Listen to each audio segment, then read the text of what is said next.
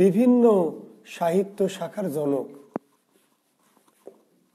বিভিন্ন সাহিত্য শাখার কি জনক।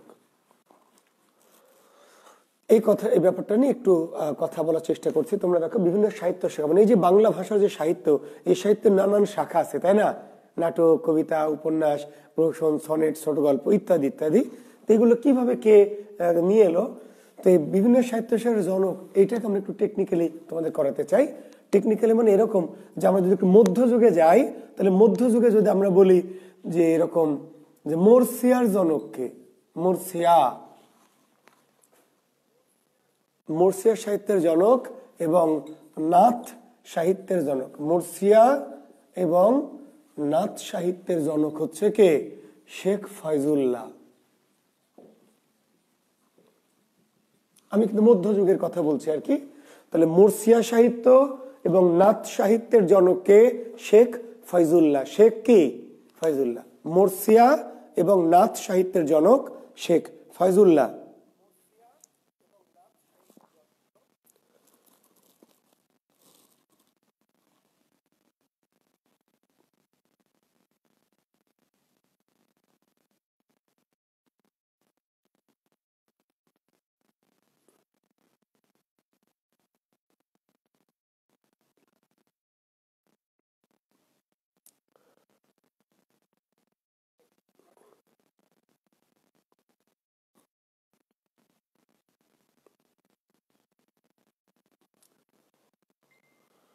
এটা গেল কই?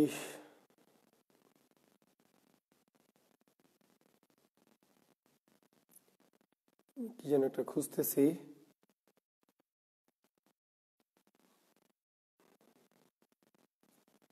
আচ্ছা নাই, আচ্ছা এই যে এটা খুঁজতেছি, পেয়ে গেছি। একটু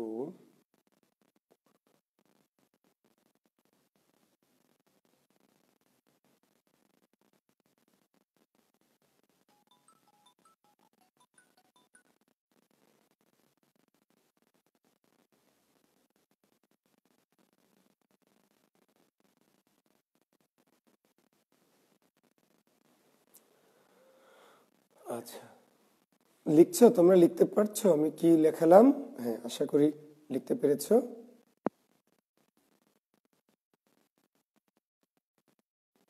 আচ্ছা, আমরা চলে গেলাম, ফিরে গেলাম। আমি একটা জিনিস খুঁজছিলাম, সেটা পাওয়া গেল না।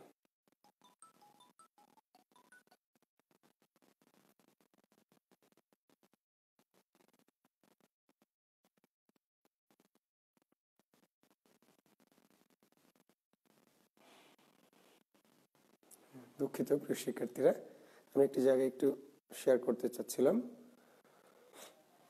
আচ্ছা, তাহলে মোরসিয়া সাহিত্যের জনককে শেখ ফয়জুল্লাহ, নাথ সাহিত্যের জনককে শেখ ফয়জুল্লাহ। যদি আমরা বলি যে রোমান্টিক প্রণয়োপাখ্যানের জনক, রোমান্টিক প্রণয়োপাখ্যান এর জনককে শাহ মোহাম্মদ সগীর। শাহ মোহাম্মদ কি? সগীর। রোমান্টিক প্রণয়োপাখ্যানের জনক শাহ মোহাম্মদ সগীর। আমরা যদি বলি যে পুঁথি সাহিত্য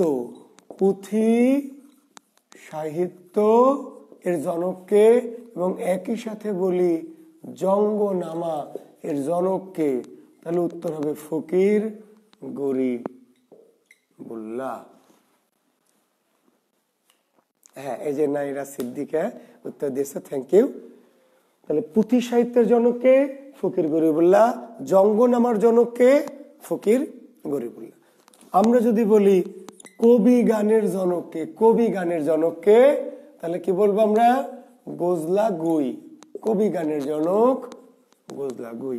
আমরা যদি বলি টপ্পার জনককে, তাহলে কি বলবো? নিধু বাবু বা রামনিধি গুপ্ত। তাই না প্রিয় শিক্ষার্থীরা? তাহলে তোমরা দেখতে পাচ্ছ যে আমরা কিন্তু মধ্যযুগের যে বিভিন্ন সাহিত্য শাখা, সেই মধ্যযুগের বিভিন্ন সাহিত্য শাখাগুলির যারা জনক, তাদের সম্পর্কে আমরা একটু জানার চেষ্টা করছি।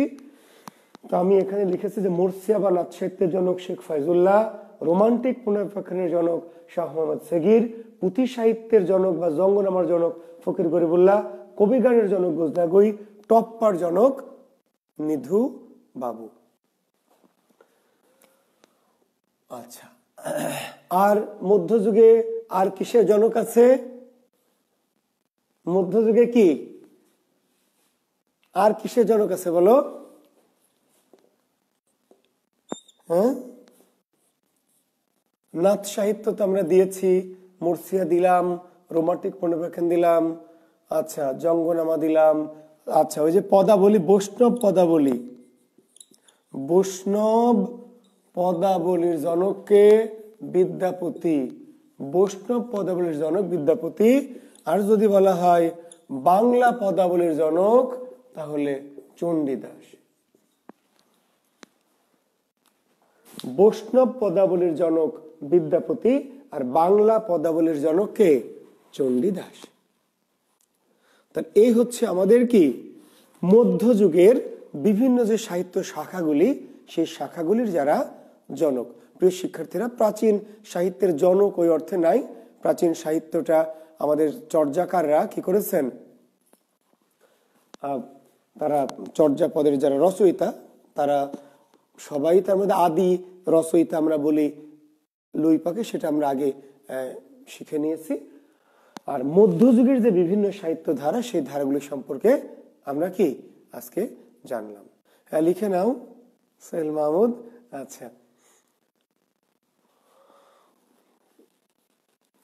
এখন আমরা এই মধ্যযুগ থেকে আসলে আধুনিক যুগে যাব। কোথায় যাব?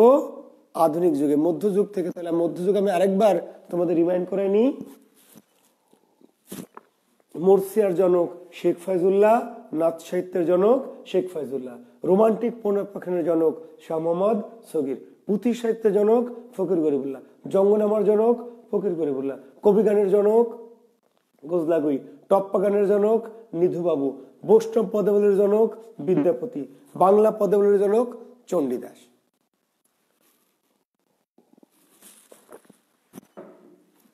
এখন আমরা মধ্যযুগ থেকে চলে যাব কোথায়? আধুনিক যুগের বিভিন্ন সাহিত্য শাখার যারা জনক। বাংলা সাহিত্যের আধুনিক যুগের বিভিন্ন সাহিত্য শাখার যারা জনক, এই জায়গাটায় আমরা একটু চলে যাব। আধুনিক যুগে, আচ্ছা, অনেক কমেন্টস এর মধ্যে চলে এসেছে। নওরিন, ওয়ালাইকুম সালাম। রথীন্দ্রনাথ, হ্যাঁ বাংলা কোষ বইয়ে আছে কি? হ্যাঁ আছে, অবশ্যই। রথীন্দ্রনাথ একদম পই পই করে আছে, ইনশাল্লাহ বাংলা কোষ বইয়ে দেওয়া আছে। এই ব্যাপারগুলো আমি আলোচনা করছি, তুমি শুনে নাও, পরে বই থেকে পড়বে। ইকফা, ওয়ালাইকুম আসসালাম। ইকফা, ভালো আছো তুমি? নিশ্চয়ই ভালো আছো। নওরিন, ওয়ালাইকুম আসসালাম। শাকিল, প্রশ্ন উত্তরে যাবো আমি আমার টপিকটা শেষ করে, মানে আমরা এখন দুটো ক্লাস নিব আজকে। আমরা এখন 46 পিলির সাহিত্য অংশের কোর্সে আছি, এটা আমরা ঘন্টাখানে ক্লাস নিব, তারপর আমি প্রশ্ন উত্তরে যাব, তখন করবো, আমি বলবো যে প্রশ্ন করো। প্রসেনজিৎ, ওয়ালাইকুম আসসালাম। প্রিয় শিক্ষার্থীরা, আধুনিক যুগে যদি আমরা আসি, তাহলে আমরা যদি এইভাবে বলি যে গদ্যের জনককে, আমরা জেনেছি কিন্তু অলরেডি, তাই না? এগুলো আবার ডিফাইন করে দিয়েছে। গদ্যের জনককে বিদ্যাসাগর, গদ্যের জনক বিদ্যাসাগর। জ্যোতি চিহ্নের জনককে জ্যোতি বা বিরাম বা ছেদ চিহ্নের জনককে বিদ্যাসাগর। তাহলে গদ্যের জনক বিদ্যাসাগর, জ্যোতি ছেদ বা বিরাম চিহ্নের জনক কি? বিদ্যাসাগর। যদি আমরা বলি চলিত রীতির জনক, চলিত রীতির বা চলিত গদ্যের জনককে প্রমথ চৌধুরী। চলিত রীতির, চলিত গদ্যের জনক প্রমথ চৌধুরী। আমরা যদি বলি ছোট গল্পের জনককে, আমরা যদি বলি রূপক সাংকেতিক নাটকের জনককে, আমরা যদি বলি মুক্তক ছন্দ অথবা গদ্য ছন্দের জনককে, তাহলে উত্তরটা দাঁড়াবে রবীন্দ্রনাথ। আমরা যদি বলি নৃত্যনাট্যের জনককে, নৃত্যনাট্য। আমরা যদি বলি গীতিনাট্যের জনককে, আমরা যদি বলি ঋতুনাট্যের জনককে, উত্তর রবীন্দ্রনাথ। ছোট গল্পের জনক রবীন্দ্রনাথ, রূপক সাংকেতিক নাটকের জনক রবীন্দ্রনাথ, মুক্তক ছন্দের জনক, গদ্য ছন্দের জনক রবীন্দ্রনাথ, নৃত্যনাট্য, গীতিনাট্য, ঋতুনাট্যের জনক রবীন্দ্রনাথ, আধুনিক উপন্যাসের জনক, আধুনিক উপন্যাসের জনক রবীন্দ্রনাথ।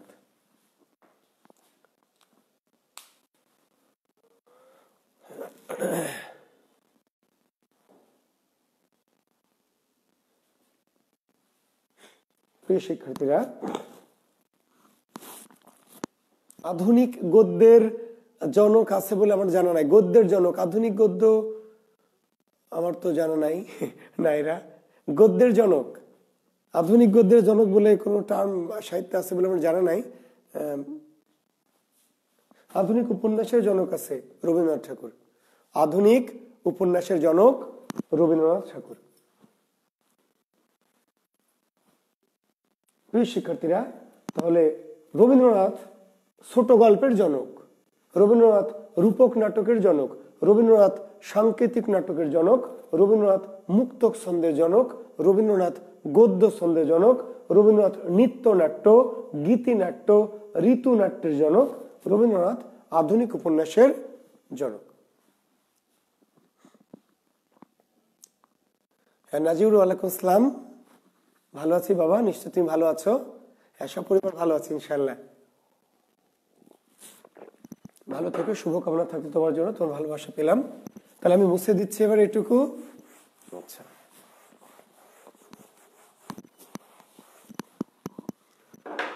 আচ্ছা, এখন এবার গীতি কবিতার জনক, কিসের জনক? গীতি কবিতার জনক। গীতি কবিতার জনক বিহারীলাল। গীতি কবিতার জনক বিহারীলাল চক্রবর্তী।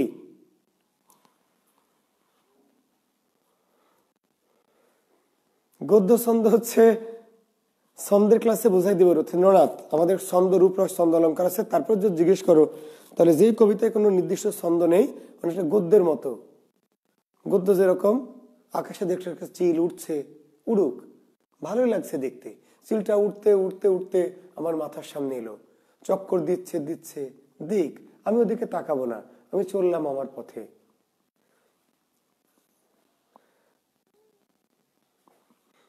ওরে বাবারে, ঋতু নাটক কি, এইগুলো আমাদের ক্লাস আছে আলাদা।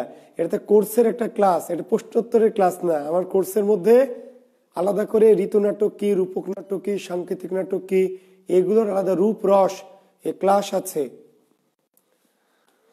ঠিক আছে? আজকে তো প্রশ্নোত্তরের ক্লাস নয়, আজকে ক্লাসের ক্লাস।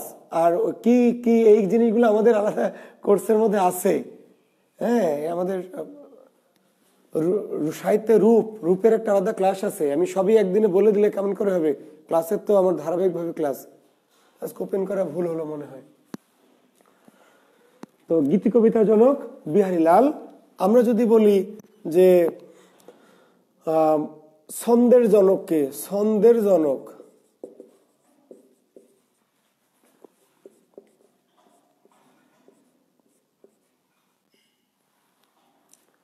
ছন্দের জাদুকর, তো আসলে ওটা তো আমরা জনকের মধ্যে আসবে না, দরকার নেই। ছন্দের জাদুকর একটু উপাধিতে যাবে, দরকারটা মুছে দেন। গীতি কবিতার জনক বিহারীলাল। আচ্ছা, আমরা যদি বলি মনস্তাত্ত্বিক উপন্যাস, আর ওটাকে আমরা কি বলছি? অস্তিত্ববাদী উপন্যাস। অস্তিত্ববাদী উপন্যাসের জনক হচ্ছে সৈয়দ ওয়ালিউল্লাহ। সৈয়দ ওয়ালিউল্লাহ অস্তিত্ববাদী উপন্যাসের জনক। অস্তিত্ববাদী উপন্যাস কি, এই প্রশ্ন করো না, কারণ এই ক্লাস আলাদা। কোনটা কি কোনটা কিসের সাহিত্যের রূপের ক্লাসটা আমাদের আছে আলাদা করে, আমরা ক্লাসে যাব। অস্তিত্ববাদী উপন্যাস, তাহলে গীতি কবিতার জনক, অস্তিত্ববাদী উপন্যাসের জনক। তারপর আমরা উপন্যাসের জনককে লিখেছি, হ্যাঁ, উপন্যাসের জনক লিখিনি। উপন্যাসের জনক, তারপরে রোমান্স বা রোমান্টিক উপন্যাস এর জনক কে? বিহারীলাল, সরি বঙ্কিমচন্দ্র। তাহলে উপন্যাসের জনক বঙ্কিম, রোমান্স উপন্যাসের জনক বঙ্কিম, রোমান্টিক উপন্যাসের জনক কে? বঙ্কিম। উপন্যাসের জনক বঙ্কিম, রোমান্সের জনক বঙ্কিম, রোমান্টিক উপন্যাসের জনক বঙ্কিম। আখ্যান কাব্য, আখ্যান কাব্য বা অবলিগে লিখতে পারো এটাকে কাহিনী কাব্য। আখ্যান কাব্য বা কাহিনী কাব্যের জনককে জসিমউদ্দিন। আখ্যান কাব্য বা কাহিনী কাব্যের জনক হচ্ছে জসিমউদ্দিন।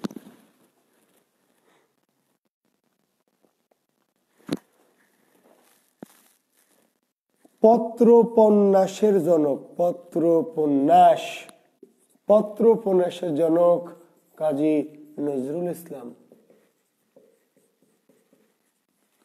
পত্রোপন্যাসের জনক, পত্রোপন্যাস, কাজী নজরুল ইসলাম।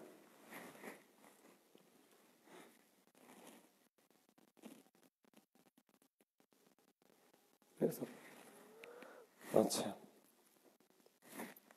এর বাইরে আমাদের সাহিত্যের আর যত কিছু আয়োজন থাকলো, যা যা কিছু আছে, এই সব কিছুর জনক একজন, সেই ভদ্রলোকের নাম মাইকেল মধুসূদন দত্ত। আমরা যেগুলো লিখে দিলাম সেগুলো তোমরা পড়বে, মুখস্থ করবে, মনে রাখবে। আর এর বাইরে সাহিত্যের আরো অনেক কিছু আছে, এই সব কিছুর আব্বা একজন, সে আব্বার নাম মাইকেল আব্বা। সে মাইকেল আব্বা কার কার জনক একটু দেখে নাও।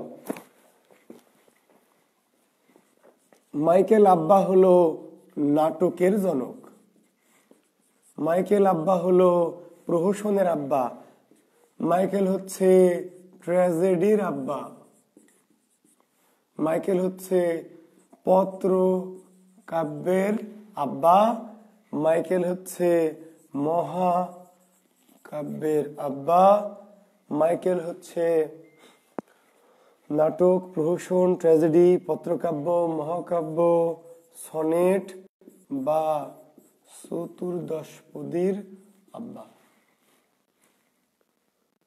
মাইকেল মধুসূদন দত্ত হলো অমিত্রাক্ষর ছন্দের আব্বা, মাইকেল মধুসূদন দত্ত হলো আধুনিক কবিতার জনক, মাইকেল মধুসূদন দত্ত হলো আধুনিক যুগের জনক, আধুনিকতার জনক।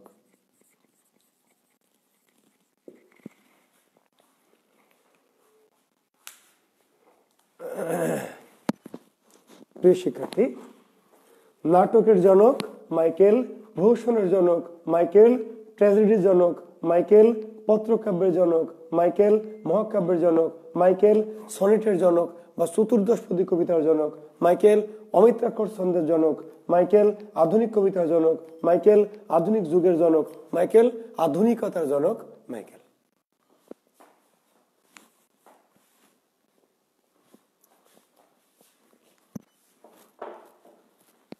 আধুনিক যুগের জনক কে?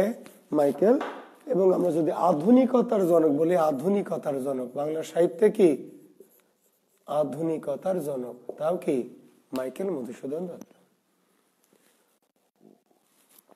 এখন জনক নিয়ে তোমাদের কোনো প্রশ্ন থাকলে করবে, জনক নিয়ে।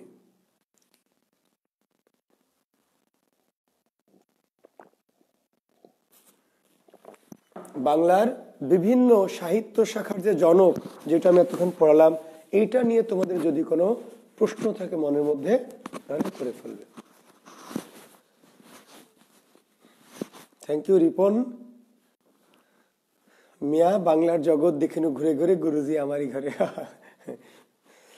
হ্যাঁ, অবশ্যই গুরু তো তোমাদের কাছে থাকবে, তোমরা হচ্ছে যোগ্য শিষ্য, তাই না? গুরু অন্য জায়গায় যেতে পারে? যেই মাইকেল বলেছিল যে আমি বাংলা সাহিত্য রচনা করব না, বাংলা একটা অগামগা জগা সাহিত্য, বাংলা রচনা করব না, কিন্তু সেই মাইকেল মধুসূদন দত্ত বাংলা সাহিত্যে এতগুলি কি সাহিত্য শাখার জন্ম দিয়েছে।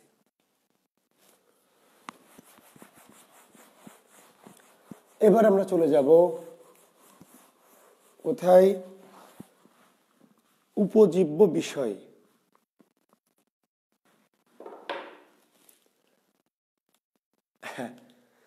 মোহাম্মদ মিজানুর রহমান, মাথা নষ্ট আমার স্যার, আমি অগামগা জগা। তুমি অগামগা জগা হলে তো আমি অগামগা জগার মাস্টার, বুঝো নাই? ছাত্র যদি অগামগা জগা হয় তাহলে স্যার কি অগার মাস্টার, জগার মাস্টার, মগার মাস্টার, তাই না? আর তুমি যদি মাল হও তাহলে আমি মালের মাস্টার। উপজীব্য বিষয়, উপজীব্য বিষয়। প্রিয় শিক্ষার্থীরা, অত্যন্ত ইম্পর্টেন্ট একটি টপিক, অত্যন্ত ইম্পর্টেন্ট একটি টপিক। এই যে রিসেন্ট যে পরীক্ষাগুলি আসছে, প্রাইমারি এই যে নিবন্ধন আর বিশেষ তো আছেই, ডেট হয়ে গেছে আমাদের। এখান থেকে কিন্তু পরীক্ষায় কি এই যে আজকের ক্লাস নিচ্ছি, প্রশ্ন কিন্তু একদম পই পই করে কমন চলে আসবে। খালি পরীক্ষা প্রশ্ন হাতে পাওয়ার পরে মনে পড়বে স্যার ওই যে ক্লাসটা নিয়েছিল আর বলেছিল যে প্রশ্ন কমন পাবা। পাবা না পাবাই। আজকের ক্লাস থেকে প্রশ্ন না কমন পাওয়ার কোনো সুযোগই নেই, কারণ এখান থেকে প্রশ্ন কি হবেই। উপজীব্য বিষয় কি? উপজীব্য বিষয় কোন গ্রন্থটি কোন বিষয়কে কেন্দ্র করে রচিত হয়েছে।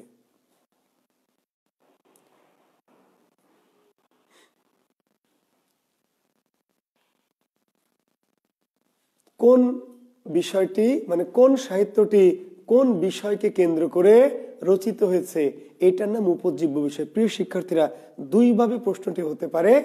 একটি হচ্ছে যে গ্রন্থটা দিয়ে বলবে এই গ্রন্থের উপজীব্য কি, গ্রন্থ দিয়ে বলবে উপজীব্য কি, আর উপজীব্য দিয়ে বলবে যে এই উপজীব্য নিয়ে রচিত গ্রন্থ নিচের কি কোনটি।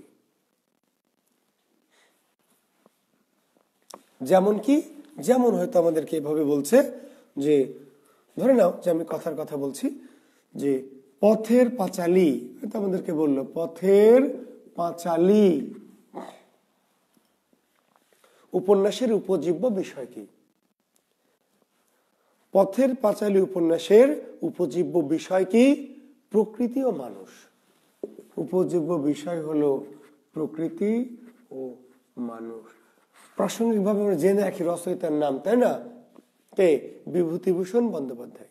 পথের পাঁচালী এটি একটি উপন্যাস, এর রচয়িতার নাম বিভূতিভূষণ বন্দ্যোপাধ্যায়।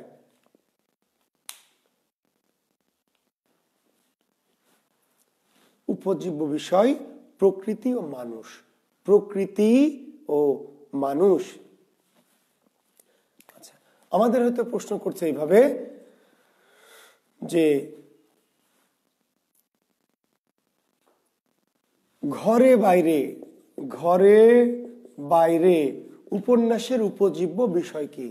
ঘরে বাইরে উপন্যাসের উপজীব্য বিষয় স্বদেশী আন্দোলন ও ব্রিটিশ ভারতের রাজনীতি।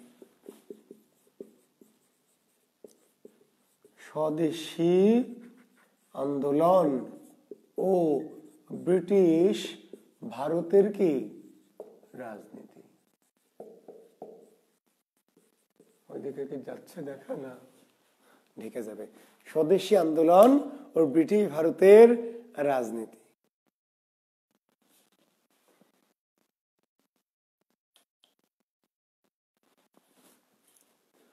উল্টা করে যদি বলে স্বদেশী আন্দোলনকে নিয়ে উপজীব্য উপন্যাস কোনটি? স্বদেশী আন্দোলনকে উপজীব্য করে রচিত উপন্যাস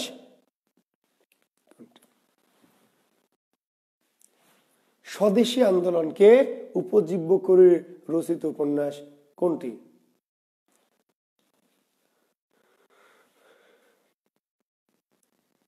মিজানুর রহমান, তুই কোন ক্যাটাগরির মগারে? প্রাকৃতিক সৌন্দর্য উপজীব্য হতে পারে না তো জীবনোদ্দাসের উপজীব্য কি?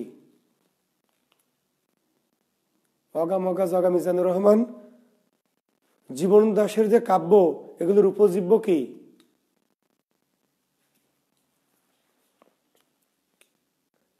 আচ্ছা, নীতি দেখা গেছে এবার ইকফা। আচ্ছা, ঠিক আছে। পরীক্ষার প্রশ্ন হবে গোরা উপন্যাসের উপজীব্য কি? গোরা, গোরা উপন্যাসের উপজীব্য বিষয় কি? বঙ্গভঙ্গ। গোরা উপন্যাসের উপজীব্য বিষয় কি? বঙ্গভঙ্গ। উল্টা করে বলবে বঙ্গভঙ্গকে উপজীব্য করে রচিত উপন্যাস কোনটি? বঙ্গভঙ্গকে উপজীব্য করে রচিত উপন্যাস নিচের কোনটি? তাহলে উপন্যাসের নাম দিয়ে বলবে উপজীব্য কি, আর উপজীব্য দিয়ে বলবে এই উপজীব্যকে নিয়ে রচিত কোনটি।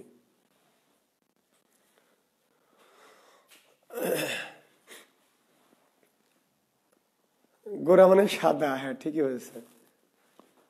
পরীক্ষা আসবে আমার সোনার বাংলা, আই লাভ ইউ, এর উপজীব্য বিষয় কি? বলো মিজানুর রহমান। আমাদের জাতীয় সঙ্গীতের উপজীব্য বিষয় কি? প্রশ্ন হবে পরীক্ষায়, জাতীয় সঙ্গীতের উপজীব্য বিষয় কি? ওই যে আবার প্রকৃতি। প্রকৃতিকে নিয়ে লেখা যাবে না মানে কি? প্রকৃতি ও দেশপ্রেম। আমাদের জাতীয় সঙ্গীতের উপজীব্য বিষয় কি? প্রকৃতি ও দেশপ্রেম। প্রকৃতি ও দেশপ্রেম।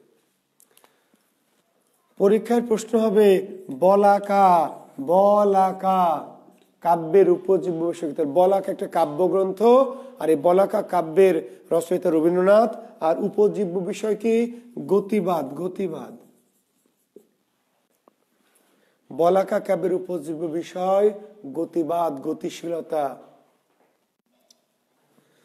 ফিজিক্সের সূত্রের প্রয়োগ ঘটিয়েছেন রবীন্দ্রনাথ তার কোন কাব্যে? পরীক্ষা প্রশ্ন হবে রবীন্দ্রনাথ তার কোন কাব্যে পদার্থবিজ্ঞানের গতিতত্ত্ব, গতি জড়তা স্থিতি জড়তা আছে না, আছেন কেউ বিজ্ঞানের? গতি জড়তা স্থিতি জড়তা, গতিশীলতা স্থিতিশীলতা, স্মরণ মন্দন, হ্যাঁ বেগ ত্বরণ, বোঝেন কেউ? এগুলো বোঝেন অনেকে হয়তো বা। তো এই বলাকা কাব্যের উপজীব্য বিষয় গতিবাদ, গতিশীলতা, পদার্থবিজ্ঞানের গতিসূত্র। আসবে যে পদার্থবিজ্ঞানের গতিসূত্রের প্রয়োগ রবীন্দ্রনাথ ঘটিয়েছেন তার কোন কাব্যে? এই বলাকা কাব্যে।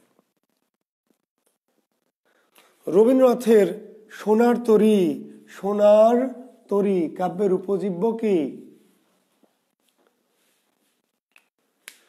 সোনার তরী কাব্যের উপজীব্য কে? মানুষ মরণশীল আর কর্ম অবিনশ্বর। মহাকালে মানুষের কোনো ঠাঁই নেই, মানবদেহের ঠাঁই নাই, কি? কর্মের ঠাঁই। মানুষ মরণশীল, দেহ নশ্বর, কর্ম অবিনশ্বর। সহজ কথা। সোনার তরীর উপজীব্য কি? দেহ নশ্বর, দেহ কি নশ্বর, আর কর্ম কি অবিনশ্বর। পরীক্ষার প্রশ্ন হবে নির্ঝরের স্বপ্নভঙ্গ, নাম শুনেছেন?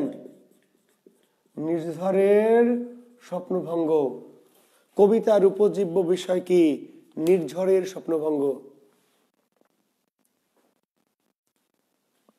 ভবিষ্যৎ বিচিত্র ও বিপুল সম্ভাবনাময়, ভবিষ্যৎ বিচিত্র ও বিপুল সম্ভাবনাময়। নির্ঝরের স্বপ্নভঙ্গ কি জাতীয় রচনা? কবিতা, কাব্য নয় কিন্তু, কি কবিতা। এই কবিতার উপজীব্য বিষয় কি? ভবিষ্যৎ জীবন, অর্থাৎ মানুষের ভবিষ্যৎ বিচিত্র ও বিপুল সম্ভাবনাময়। কখন যে কার কপালে কি ঘটে যাবে, হ্যাঁ তার কোনো ঠিক নাই। নির্ঝরের স্বপ্নভঙ্গ।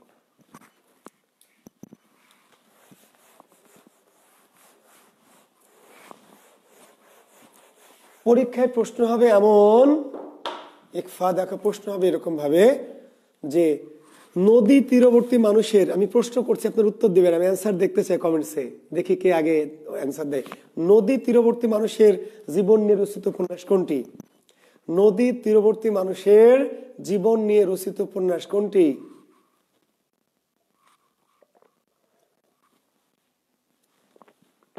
কই কমেন্টস এখন আসেনি।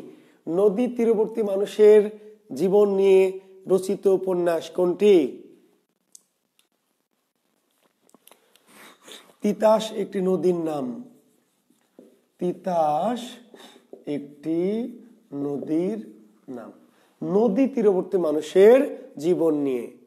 নাজিউর রহমান ইউসুফ ভুল করেছ, জোবায়ের হোসেন ভুল করেছ, ইকফা ভুল করেছ, নাইরা সিদ্দিকা ভুল করেছ, তাহমিনা মিতা ভুল করেছ, সবাই ভুল করেছ। লেমন আলী ঠিক করেছ, তিতাস একটি নদীর নাম। তিতাস নদী তীরবর্তী মানুষের, নদী তীরবর্তী মানুষের জীবন নিয়ে রচিত উপন্যাস তিতাস একটি নদীর নাম। পরীক্ষার প্রশ্ন হবে জেলে ও বেদেদের জীবন নিয়ে রচিত উপন্যাস কোনটি? জেলে ও বেদেদের জীবন নিয়ে রচিত উপন্যাস কোনটি? দ্রুত কমেন্টস করতে হবে, দ্রুত। জেলে জীবন ও বেদে জীবন নিয়ে রচিত উপন্যাস কোনটি? কাশবনের কন্যা। কাশবনের কন্যা। কাশবনের কন্যা, আবু জাফর শামসুদ্দিন। রচয়িতার নাম কি? আবু জাফর শামসুদ্দিন।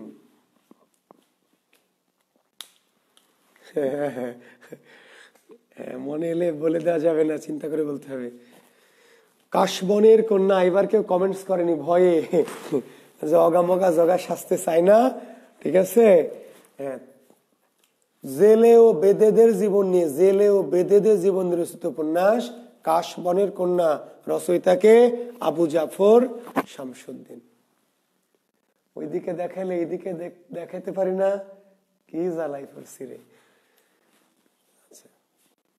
জেলে জীবন নিয়ে রচিত উপন্যাস কোনটি? জেলে জীবন, জেলে জীবন নিয়ে রচিত উপন্যাস পদ্মা নদীর মাঝি।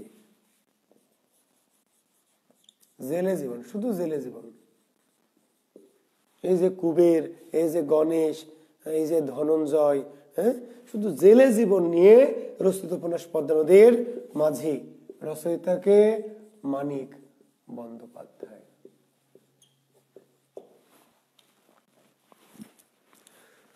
পরীক্ষার প্রশ্ন হবে কি, সমুদ্র তীরবর্তী মানুষের জীবন নিয়ে রচিত উপন্যাস কোনটি? কমেন্টস দেখি, আজকে কমেন্টসই দেখতে চাই, কে কে ফেল করে, কে কে পাস করে। সমুদ্র তীরবর্তী মানুষের জীবন নিয়ে রচিত উপন্যাস কোনটি? বলো। সমুদ্র তীরবর্তী মানুষের জীবনকে উপজীব্য করে রচিত উপন্যাস কোনটি? অঙ্গনা বলছে অগামগা জগা হইতে চাই না। আচ্ছা, সারেং বউ। সারেং বউ। রচয়িতাকে শহীদুল্লাহ কায়সার। সমুদ্র তীরবর্তী, সারেং কারা? সারেং সমুদ্রের যারা, হ্যাঁ বলবো মিজানুর, সারেং বউ। সমুদ্র তীরবর্তী মানুষের জীবন নিয়ে রচিত উপন্যাস।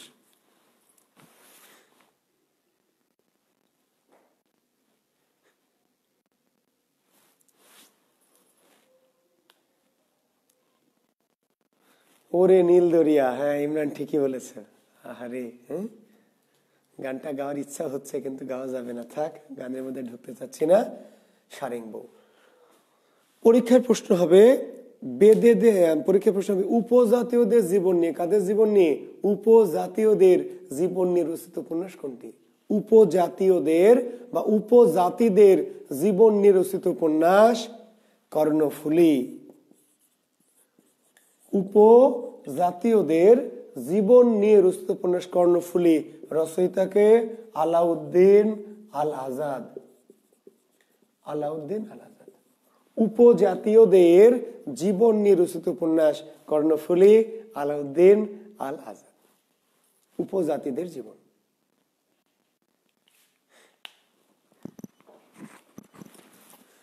তাহলে পরীক্ষায় উপন্যাসটার নাম দিয়ে বলবে উপজীব্য কি, আর উপজীব্য দিয়ে বলবে এই উপজীব্য নিয়ে রচিত উপন্যাস নিচের কোনটি।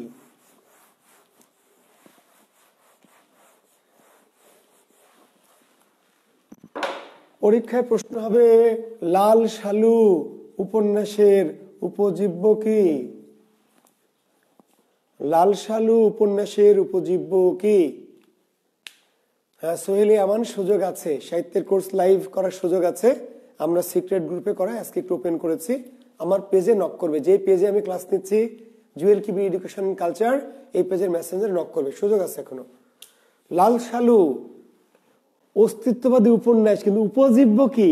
ধর্মান্ধতা। হ্যাঁ, জোবায়ের ধর্মীয় গোড়ামি, ধর্মান্ধতা। ধর্মান্ধতা বা কি বলছে এটাকে, ধর্মীয় ভণ্ডামি। একদম স্পেসিফিক করে বললে ধর্মীয় ভণ্ডামি, গোড়ামি, কুসংস্কার। ইমরান, উপজীব্য অস্তিত্ববাদ না, কি জাতীয় উপন্যাস অস্তিত্ববাদী, কি জাতীয় কোন ক্যাটাগরির, তাহলে অস্তিত্ববাদী। কিন্তু উপজীব্য ধর্মীয় ভণ্ডামি, অশিক্ষা, কুশিক্ষা, সামাজিক কুসংস্কার। সব পেজে প্রশ্ন করতে হবে। সোহেলি, তুমি এখন এখানে আমাকে প্রশ্নের পর প্রশ্ন করতেই থাকবা, এটা তো তোমাকে বলেই দিলাম।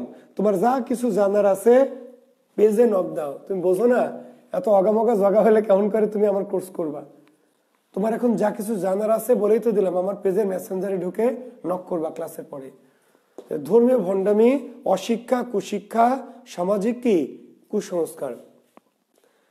পরীক্ষার প্রশ্ন হবে আব্দুল্লাহ উপন্যাসের উপজীব্য বিষয় কি? আব্দুল্লাহ উপন্যাসের উপজীব্য বিষয় কি? তৎকালীন মুসলিম মধ্যবিত্ত সমাজ। তৎকালীন, এই কালীন না, কোন কালীন? তৎকালীন মুসলিম মধ্যবিত্ত সমাজ। তৎকালীন মুসলিম মধ্যবিত্ত সমাজ। আব্দুল্লাহ এই উপন্যাসের উপজীব্য বিষয় তৎকালীন মুসলিম মধ্যবিত্ত সমাজ। Zubair, thank you. আব্দুল্লাহ রচয়িতাকে কাজী ইমদাদুল হক। এখনকার ইমদাদুল হক মিলন নন, কিন্তু আগের আরেকজন লেখক কাজী ইমদাদুল হক। প্রিয় শিক্ষার্থীরা, একজন বলেছে চোখের বালির উপজীব্য বিষয় কি? বিধবাদের প্রেম, বিধবাদের সুখ দুঃখ, বিধবাদের জীবন, বিধবাদের জীবন এবং বিধবাদের কি প্রেম। বিধবারও যে মন আছে, ওই যে একটা সিনেমা দেখেছিলাম উমর সানির, বলছে রাজু কুলি হইবার পারে কিন্তু একটা মন আছে না, এই মন দিয়ে চৌধুরী সাহেব আমি আপনার মেয়েকে ভালোবেসেছি চৌধুরী সাহেব। রাজু কুলি হইবার পারে কিন্তু একটা মন আছে না। তো ওই যে বিধবারা বিধবা হইতে পারে কিন্তু তাদেরও তো কি একটা মন আছে না। তো এই যে বিধবাদের যে প্রেম, বিধবাদের যে জীবন, বিধবা হলে তারও যে সকাল্লাদ আছে, তারও যে প্রেম ভালোবাসা আছে, তারও যে চাওয়া পাওয়া আছে, এই ব্যাপারটি মূলত চোখের বালি উপন্যাসের উপজীব্য।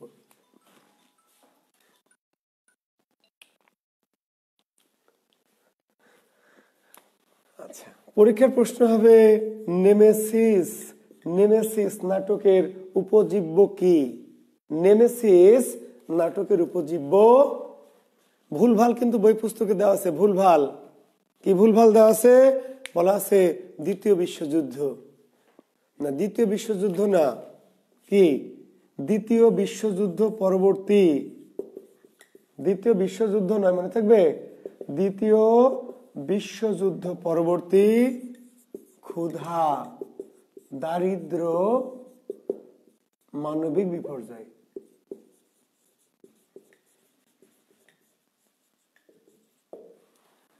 দ্বিতীয় বিশ্বযুদ্ধ পরবর্তী ক্ষুধা, দারিদ্র, মানবিক বিপর্যয়। নেমেসিস নাটকের উপজীব্য বিষয় কি? দ্বিতীয় বিশ্বযুদ্ধ পরবর্তী ক্ষুধা, দারিদ্র, মানবিক বিপর্যয়, বা যেটাকে আমরা বলতে পারি দুর্ভিক্ষ। 49-এর মনন্তর, কি বলতে পারি? 49-এর মনন্তর। যুদ্ধ নয়, মানে বিশ্বযুদ্ধ নয়, বিশ্বযুদ্ধ পরবর্তী যে ক্ষুধা, দারিদ্র, মানবিক বিপর্যয়, ঠিক আছে, বা দুর্ভিক্ষ যেটা। পরীক্ষার প্রশ্ন হবে এমন যে কবর নাটকের উপজীব্য বিষয় কি? কবর, কবর নাটকের উপজীব্য বিষয় কি? ভাষা আন্দোলন।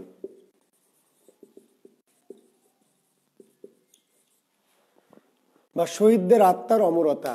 আরেকটু গভীরভাবে আমরা বলি শহীদদের, ভাষা শহীদদের আত্মার কি অমরত্ব, ভাষা শহীদদের আত্মার অমরত্ব। আর সহজ কথায় ভাষা আন্দোলন, বা উল্টা করে বলবে ভাষা আন্দোলনকে উপজীব্য করে রচিত নাটক কোনটি?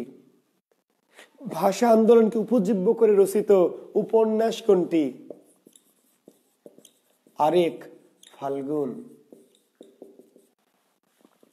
তাহলে ভাষা আন্দোলন ভিত্তিক নাটক হচ্ছে কবর, আর ভাষা আন্দোলন ভিত্তিক উপন্যাস হচ্ছে আরেক ফাল্গুন।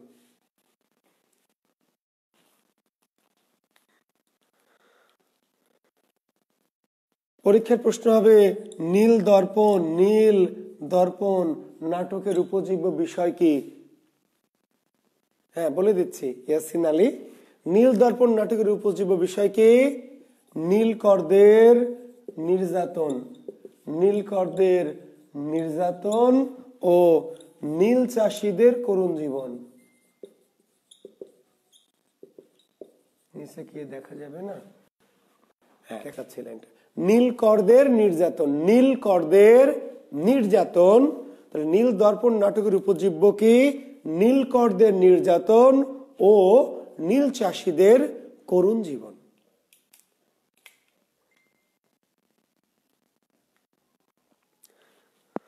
আর নীল দর্পণ না দিয়ে আরেকটা দর্পণ আছে, কি দর্পণ জানো? জমিদার দর্পণ। নীল দর্পণ না দিয়ে যদি দেয় কি জমিদার দর্পণ, তাহলে তার উপজীব্য কি? ওই যে জমিদারদের নির্যাতন, জমিদারদের নির্যাতন ও কি কৃষকদের, চাষীদের বা কৃষকের করুণ জীবন। জমিদার দর্পণ কার লেখা? মীর মোশাররফ হোসেন। উপজীব্য কি? জমিদারদের নির্যাতন ও কৃষকের করুণ জীবন।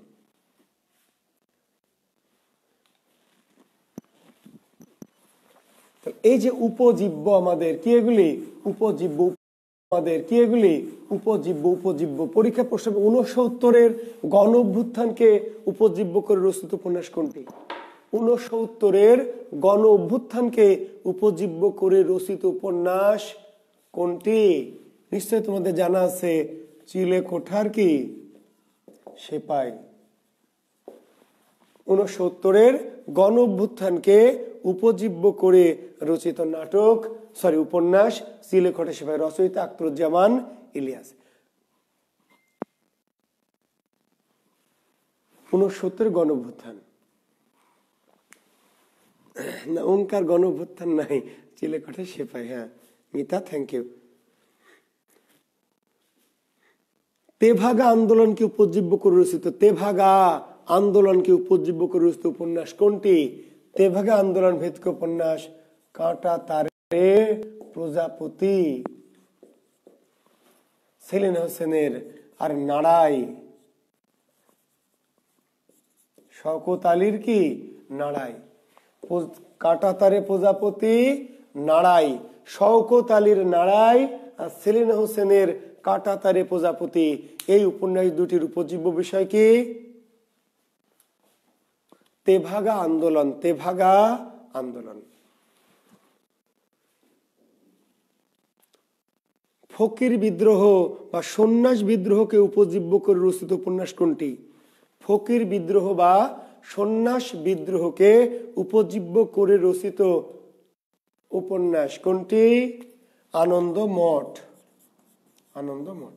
ফকির বা সন্ন্যাস বিদ্রোহকে উপজীব্য করে রচিত নাটক হচ্ছে আনন্দমঠ, রচয়িতা বঙ্কিমচন্দ্র চট্টোপাধ্যায়।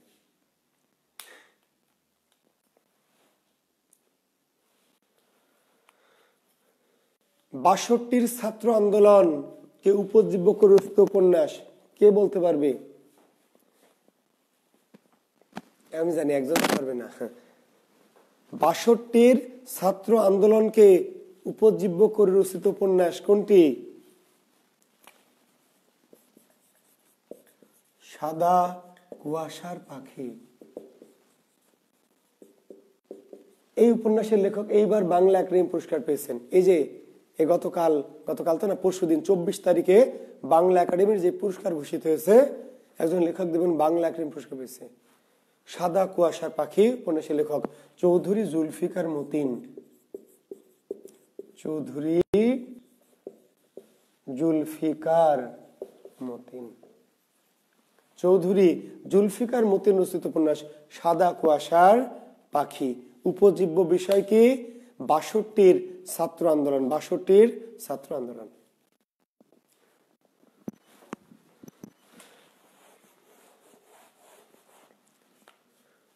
রক্তাক্ত প্রান্তর নাটকের উপজীব্য বিষয় কি? রক্তাক্ত প্রান্তর পানিপথের তৃতীয় যুদ্ধ।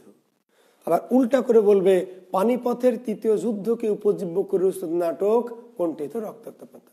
পানিপথের তৃতীয় যুদ্ধকে উপজীব্য করে রচিত উপন্যাস কোনটি? উপন্যাস তো না, নাটক হলো রক্তাক্ত প্রান্তর। আর মহাকাব্য কোনটি? মহাশ্মশান। পানিপথের তৃতীয়, পানিপথের কি তৃতীয় পানিপথের যুদ্ধকে উপজীব্য করে রচিত উপন্যাস হচ্ছে নাটক হচ্ছে রক্তাক্ত প্রান্তর, আর মহাকাব্য হচ্ছে কি মহাশ্মশান। কৃতদাসের হাসির উপজীব্য বিষয় কি? কৃতদাসের হাসি। এর উপজীব্য কি? হাসি টাকা দিয়ে কিনতে পাওয়া যায় না। দিরহাম দৌলত দিয়ে দাস কেনা যায়, বাদী কেনা যায়, কিন্তু কৃতদাস হাসি কেনা যায় না। এটি একটি আসলে সাংকেতিক নাটক, তো সাংকেতিক নাটকের যায় না। এটি একটি আসলে সাংকেতিক নাটক, তো সাংকেতিক নাটকের ডাইরেক্ট উপজীব্য বিষয় নাই। সাংকেতিক নাটক আসলে ব্রিটিশ ঠিক নয়, পাকিস্তানি শাসন শোষণের কথাটি তুলে ধরা হয়েছে। তারপরে যদি আপনি বলেন যে উপজীব্য বিষয় কি, তাহলে টাকা দিয়ে হাসি কেনা যায় না। দিরহাম দৌলত দিয়ে দাস কেনা যায়, কৃতদাস কেনা যায়, গোলাম বাদী কেনা যায়, কিন্তু কৃতদাসের হাসি কেনা যায় না। আর মুক্তিযুদ্ধ ভিত্তিক উপন্যাসের আলাদা একটা তালিকা আপনাদের পড়তে হবে। মুক্তিযুদ্ধ ভিত্তিক উপন্যাসের একটা তালিকা, টানা একটা তালিকা আপনাদেরকে পড়তে হবে। একেবারে প্রথম উপন্যাস মুক্তিযুদ্ধ ভিত্তিক, প্রথম উপন্যাস রাইফেল রুটি কি আওরাত। মুক্তিযুদ্ধ ভিত্তিক প্রথম উপন্যাস কোনটি? রাইফেল রুটি আওরাত। রচয়িতাকে আনোয়ার পাশা। উপজীব্য কি? মুক্তিযুদ্ধ। বন্দি শিবির থেকে শামসুর রহমান। উপজীব্য কি? মুক্তিযুদ্ধ। বন্দি শিবির, এই গোটা বাংলাদেশটা একটা বন্দি শিবির, এটাই উপজীব্য। গোটা বাংলাদেশটা একটা বন্দি শিবির।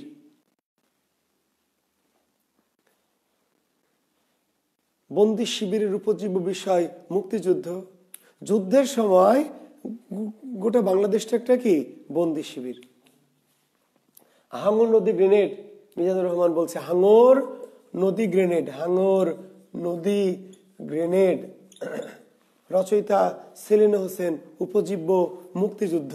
শওকত ওসমানের জাহান্নাম হতে বিদায়, জাহান্নাম হতে বিদায়। উপজীব্য কি? মুক্তিযুদ্ধ। দুই সৈনিক। উপজীব্য কি? মুক্তিযুদ্ধ। নেকড়ে অরণ্য। উপজীব্য কি? মুক্তিযুদ্ধ। জলাঙ্গি। উপজীব্য কি? মুক্তিযুদ্ধ।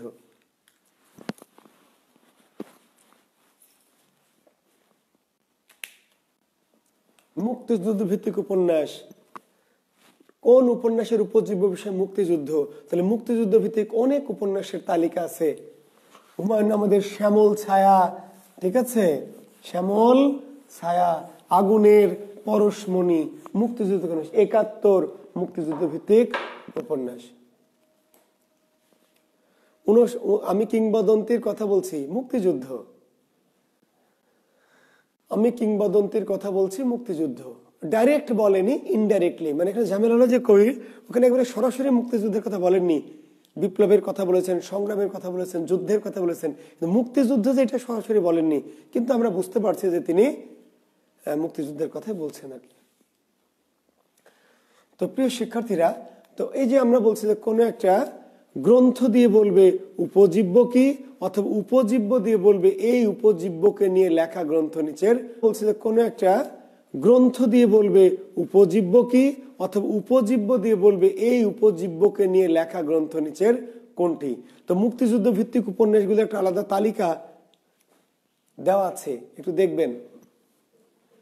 মুক্তিযুদ্ধ ভিত্তিক আমি আমাদের আরো ক্লাস, আলাদা আলাদা ক্লাস আছে বলে আমি গভীরে যাচ্ছি না। আমি যদি আপনাদেরকে দেখাই মুক্তিযুদ্ধ ভিত্তিক, এই যে 191 পেজ, একটু তোমাদের দেখিয়ে রাখছি যে মুক্তিযুদ্ধ ভিত্তিক এই উপন্যাসের কি একটা যে তালিকা দেখো, 191 পেজে তাকাও। মুক্তিযুদ্ধ ভিত্তিক উল্লেখযোগ্য গ্রন্থের একটা তালিকা আছে। শওকত ওসমানের জাহান্নাম হতে বিদায়, দুই সৈনিক, নেকড়ে অরণ্য, জন্মজ্যোতি তবঙ্গে, শওকত আলীর যাত্রা, শওকত আলীর যাত্রা, উত্তরের খ্যাপ, আনোয়ার পাশা রাইফেল রুটি আওরাত, রশিদ হায়দার বিখ্যাত একজন ঔপন্যাসিক, খাঁচায় অন্ধ কথামালা, আলাউদ্দিন আলাজাদের নরকে লাল গোলাপ, সেলিনা হোসেনের হাঙ্গর নদী গ্রেনেড, নিরন্তর ঘণ্টাধ্বনি, মোহাম্মদ জাফর ইকবালের কি আমার বন্ধু রাশেদ, আল মাহমুদের কি উপমহাদেশ, তারাশঙ্কর বন্দ্যোপাধ্যায়ের একটি কালো মেয়ের কথা। এগুলো চমৎকার করে মুক্তিযুদ্ধ ভিত্তিক যে উল্লেখযোগ্য গ্রন্থগুলি বাংলা সাহিত্যের এবং তাদের রচয়িতার নাম, বুঝতে পারছেন? সৈয়দ শামসুল হকের নীল দংশন, নিষিদ্ধ লোবান, পায়ের আওয়াজ, বইটার নাম জিজ্ঞেস করছে এতদিনে, ওরে অগামগা জগার, এই যে বাংলা কোষ। আচ্ছা রাইটার কে স্যার? এই যে দেখ, চেনা যায়? রাইটারকে চেনা যায় কি? আচ্ছা রাইটারকে না চেনা গেলে যে নামটা দেখে রাখ।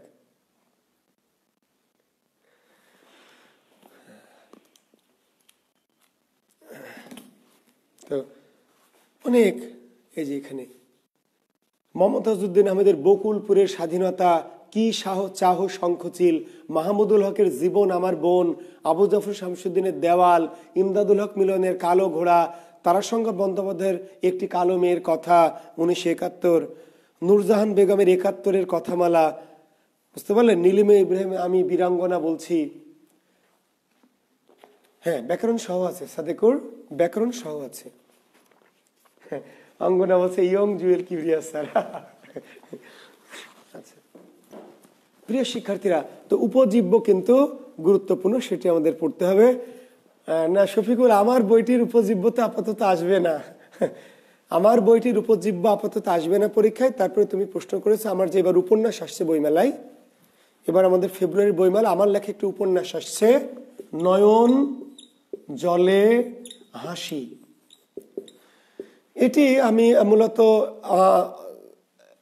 একজন শিক্ষার্থীকে তুলে ধরেছি, যে মাস্টার্স পড়ছে একজন শিক্ষার্থী, পারিবারিক জীবনে তার অসহায়ত্ব আছে, তার মা অসুস্থ, বাবা অনেকটা বেকার, তো অনেক থাকে না ছাত্রদের যে কষ্টের একটা জীবন। আবার তার মধ্যে তার প্রেম, রোমানা নামে একটা মেয়েকে সে ভালোবাসে, ঠিক আছে, কিন্তু রোমানা যেহেতু প্রথমে ভালোবাসতে চায় কিন্তু পরে দেখে যে গরিব, তখন সে কি করে, সে আবার বড় লোকের চেয়ারম্যানের বেটার দিকে তার দৃষ্টি চলে যায় আর কি। সে মানে একজন শিক্ষার্থীর জীবনের যে ব্যথা বেদনা, বুঝতে পারলেন, দারিদ্র, হ্যাঁ কষ্ট, হাহাকার, পাশাপাশি তার ভিতরে যে রোমান্স, প্রেম, আকাঙ্ক্ষা, এই সমস্ত বিষয়গুলি দিয়ে একটা ক্লাইম্যাক্স করেছে। তো প্রিয় শিক্ষার্থীরা, আমাদের আরো দুটো টপিক কিন্তু আজকে আছে, আমি একটুখানি কথা বলবো। তার একটু হচ্ছে উপাধি আর একটু হচ্ছে ছদ্মনাম। উপাধি এবং ছদ্মনাম, উপাধি এবং কি ছদ্মনাম।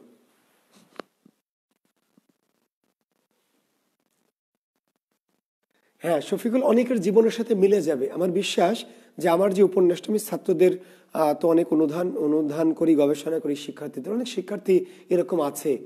আসলে আমরা তো প্রায় সবাই মধ্যবিত্ত, নিম্ন মধ্যবিত্ত, স্টিল নাও আমিও তো তাই ছিলাম, এখন নয় ক্যাডার হয়েছি, বড়লোক, বাট আমার জীবনের ইতিহাসটাও তো অনেকটা তোমার জীবনের মতো আরেকজনের। অনেক শিক্ষার্থী আছে যাদের পারিবারিক জীবন খুবই কষ্টের, দুঃখ দারিদ্র থাকে, অভাব অনটন থাকে, এর মধ্যে মানুষের ব্যক্তিগত চাওয়া পাওয়া, আশা আকাঙ্ক্ষা, ভালোবাসা তো থাকেই।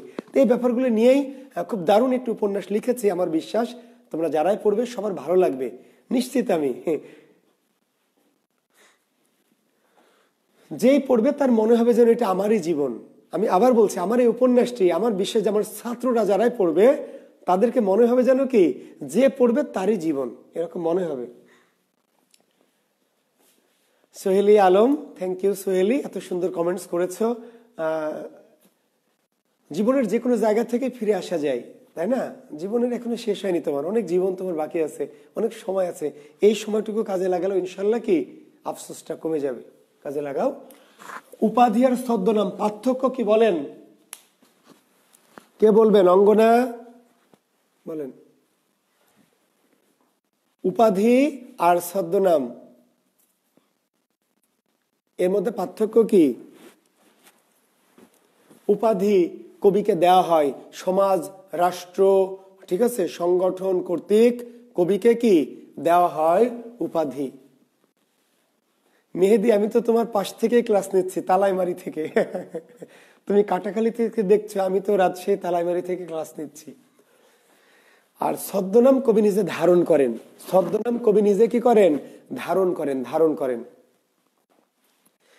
কবি কেন ছদ্মনাম নেন? সাদিকুর রহমান বলেন তো, কেন ছদ্মনাম নেন? না নিকনেম না, ছদ্মনাম নিকনেম না, আসলে ছদ্মনাম কবি কেন নিজে ধারণ করেন? সমাজ, সংসার, পরিবার, রাষ্ট্র থেকে নিজেকে কি গোপন করার জন্য, তাই না? আমি ধরো ক্যাম্পাসে একটা প্রেম করেছিলাম, কথার কথা বলছি, ক্যাম্পাসে একটা মেয়েকে ভালোবেসেছিলাম, সম্পর্ক ছিল আমার, আমি সে উপন্যাসটা লিখতে চাই। যদি লিখি তাহলে কি আমার আর এই বাড়িতে থাকা হবে? আমার স্ত্রী যখন পড়বে কি হবে বলো? পারিবারিক জীবনে অশান্তি হবে, তাই না? খারাপ লাগা তৈরি হবে, ঝগড়াঝাটি হবে। তাহলে কি করব আমি? আমি এবার লিখবো উপন্যাসটা, লিখবো অধ্যাপক জে.কে. মং। হ্যাঁ, ক্যাম্পাসের সেই মেয়েটি উপন্যাস, রচয়িতার নাম কি? অধ্যাপক জে.কে. মং। এবং আমার বউ যখন পড়বে, পড়ে আফসোস করবে, আহারে কি প্রেম, আহ কি উপন্যাস, ও কি ট্র্যাজেডি, বলবে, আফসোস করবে, আর লেখক তো সেই মান লেখক অধ্যাপক জে.কে. মং। কিন্তু যদি জানতো যে জে.কে. মংটা আমি আর ওইটা আমারই কাহিনী, তাহলে কি হইতো অঙ্গনা? তাহলে কি হইতো? তো এই জন্য অনেক সময় রাষ্ট্র জীবন থেকে, রাষ্ট্র, আমি এমন একটা জিনিস লিখতে চাই যে রাষ্ট্রের যারা সরকার তার রোশন হলে পড়তে পারি, গুলি খাওয়ার ভয়ে। মিজানুর রহমান এই কথাটা ঠিকই বলেছে।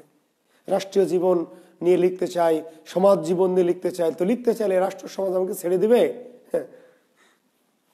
তো তখন আমি লিখলাম অধ্যাপক চং মং কং। এবার রাষ্ট্র খুঁজবে, অধ্যাপক চং মং কংকে খুঁজতো, আর খুঁজে পাবে না। খুঁজে পাবে অং মং চংকে না। ওই যে মাইকেল মধুসূদন দত্ত যখন ছদ্মনাম নিয়ে লিখেছিল না, নীল দর্পণ নাটকের অনুবাদ, তোমরা অনেকে জানো, আমি নাটকের ইতিহাসে আসবো, আমরা আমাদের আছে এপিসোড নাটকের। তো নাটকের অনুবাদ করেছিল কি নামে? A native. নীল দর্পণ নাটকের ইংরেজি অনুবাদ করেছে এ নেটিভ। তো মামলা হলো অনুবাদকের নামে। তো এ নেটিভকে পাবে কই? গোটা ভারতবর্ষ তন্ন তন্ন করে খুঁজেও এ নেটিভ নামে কাউকে খুঁজে পাওয়া গেল না। কিন্তু মাইকেল মধুসূদন দত্ত নামে যদি লিখতো, তাহলে কোপ দিয়ে ব্রিটিশরা কিন্তু মাইকেলকে কি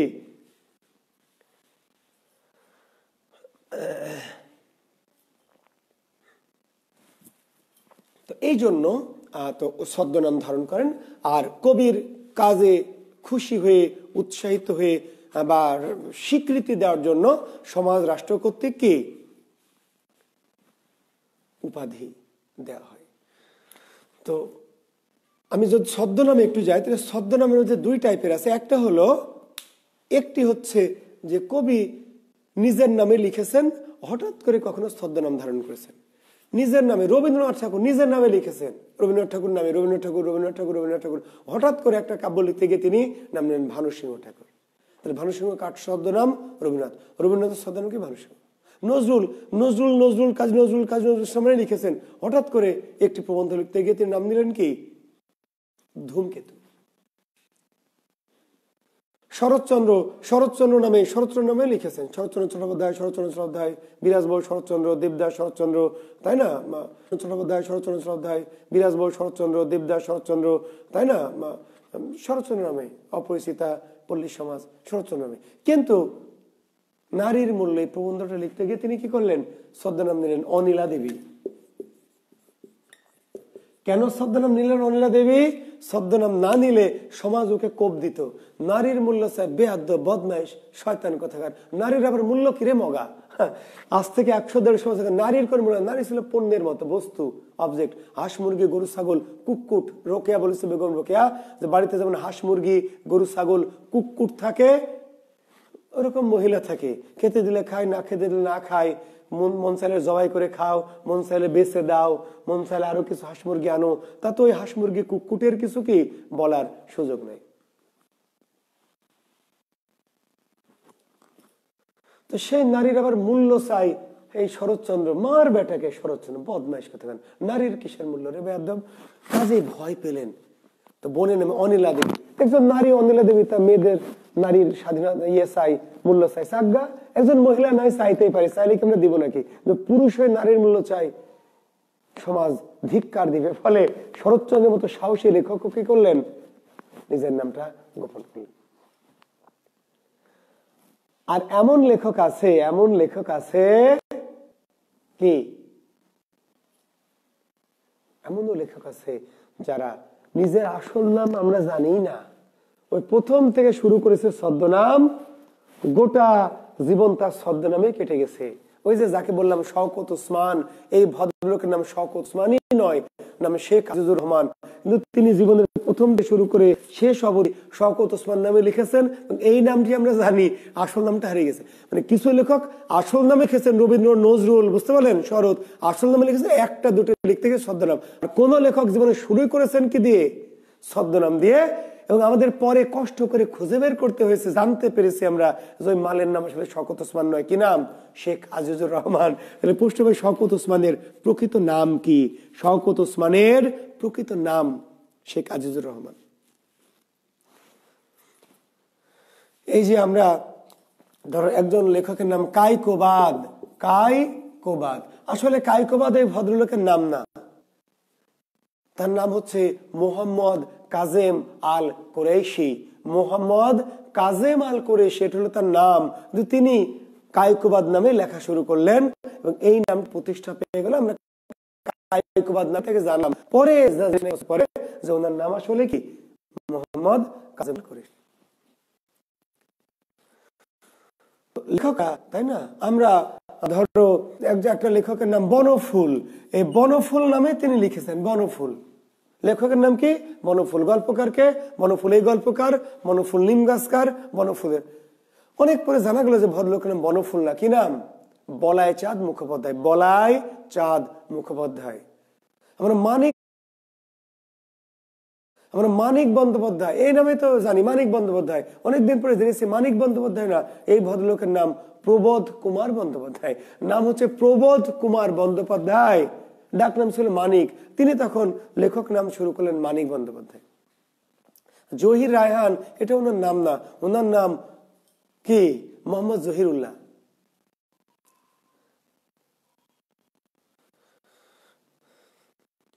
মোহাম্মদ জহিরুল্লাহ, আবু নঈম মোহাম্মদ জহিরুল্লাহ, আবু নঈম মোহাম্মদ জহিরুল্লাহ, আমরা তার নাম জানলাম জহির। তো লেখকরা, অনেক লেখকই আছেন যে তার অরিজিনাল নামটি রেখে কি করেছেন, ছদ্মনামেই সাহিত্য লিখেছেন। আর অনেক লেখক আবার আসল নামে লিখেছেন, মাঝে মাঝে কি ছদ্মনাম নিয়েছেন। সুনীল গঙ্গোপাধ্যায় নামে লিখেছেন, মাঝে মাঝে নাম নিয়েছেন নীল লোহিত। প্রমথ চৌধুরী নামে লিখেছেন, হঠাৎ করে মাঝে মাঝে নাম নিয়েছেন কি বীরবল।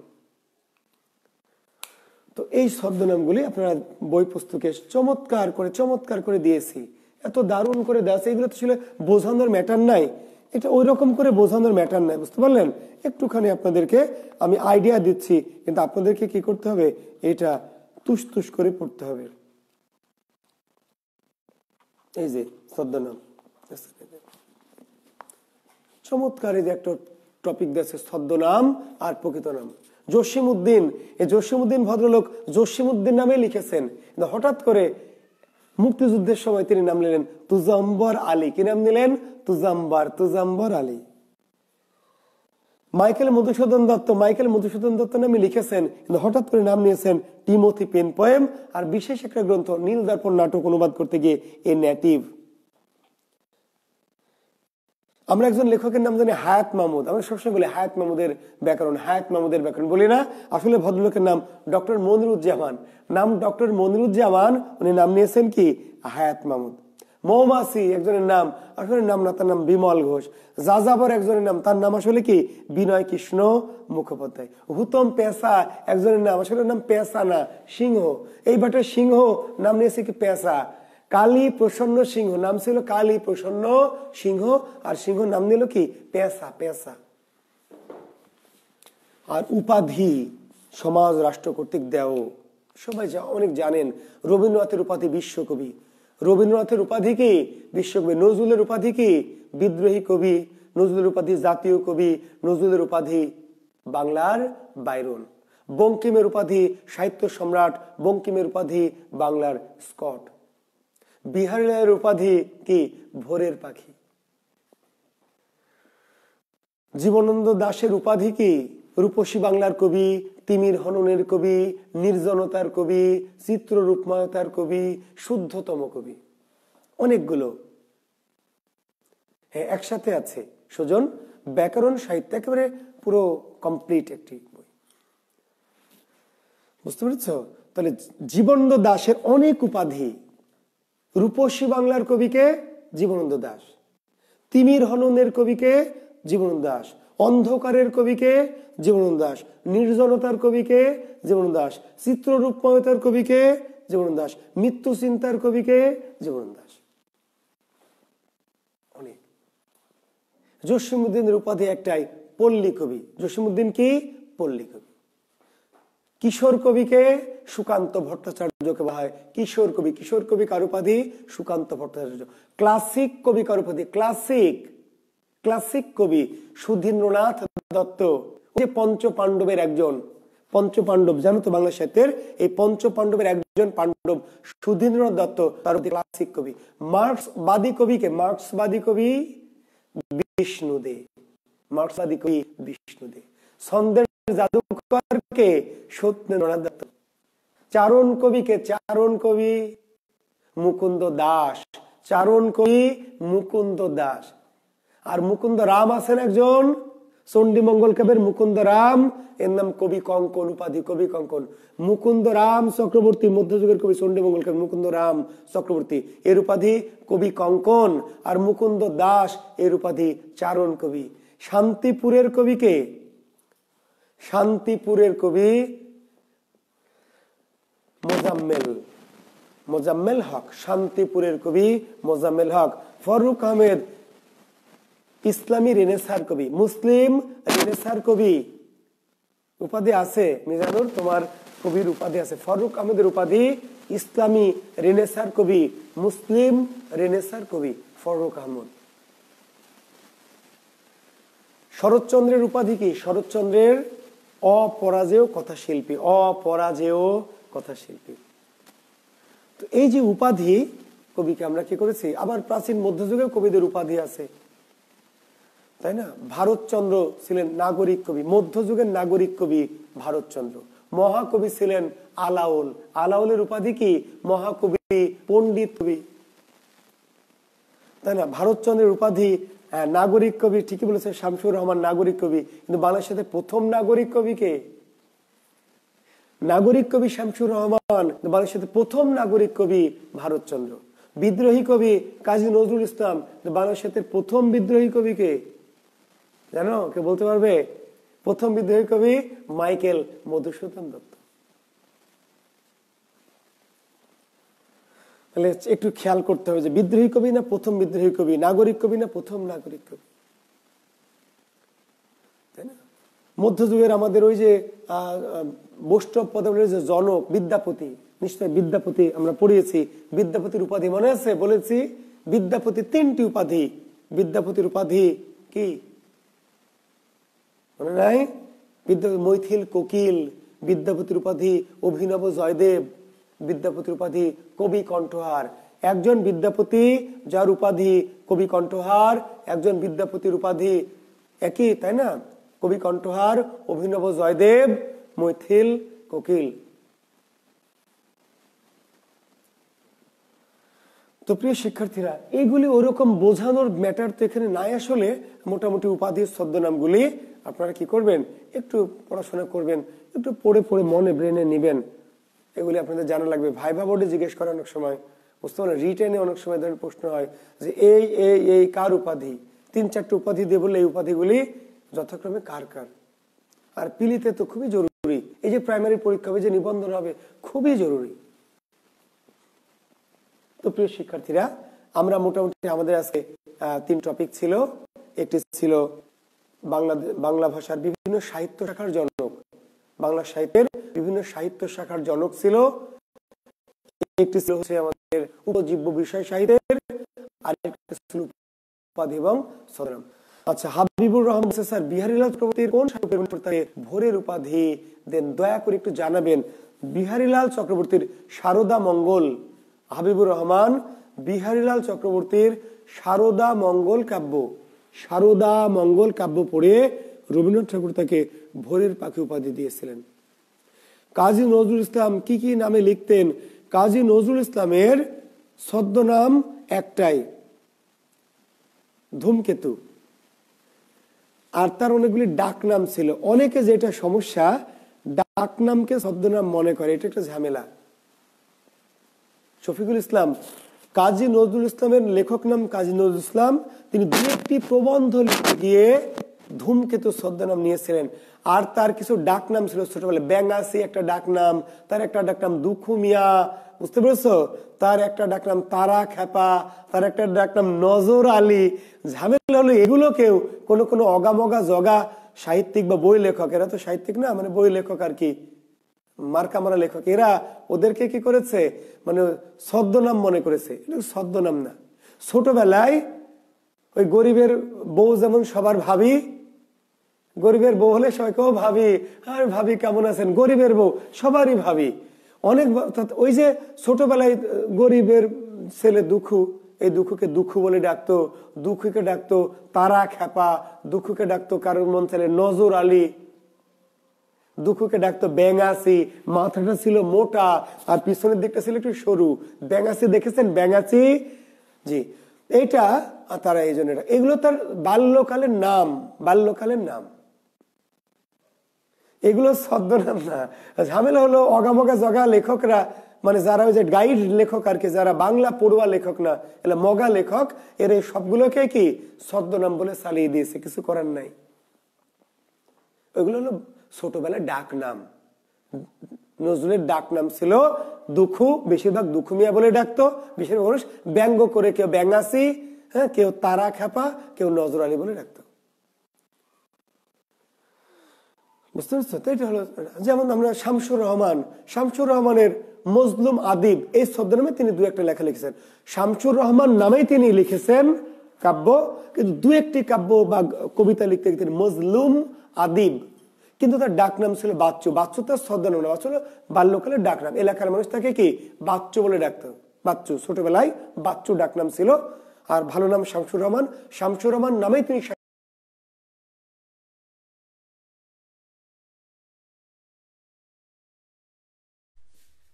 শিক্ষার্থী বন্ধুরা, আসসালামু আলাইকুম, কেমন আছো তোমরা? লাগবে ভাইবা বোর্ডে জিজ্ঞেস করানোর সময়। তার একটা ডাক নাম নজর আলী। ঝামেলা হলো এগুলোকেও কোনো কোনো অগামগা জগা সাহিত্যিক বা বই লেখক, এরা তো সাহিত্যিক, খেপা, দুঃখুকে, নজরুলের ডাক নাম ছিল দুঃখু, বেশিরভাগ দুঃখু মিয়া বলে ডাকতো। বেশিরভাগ মানুষ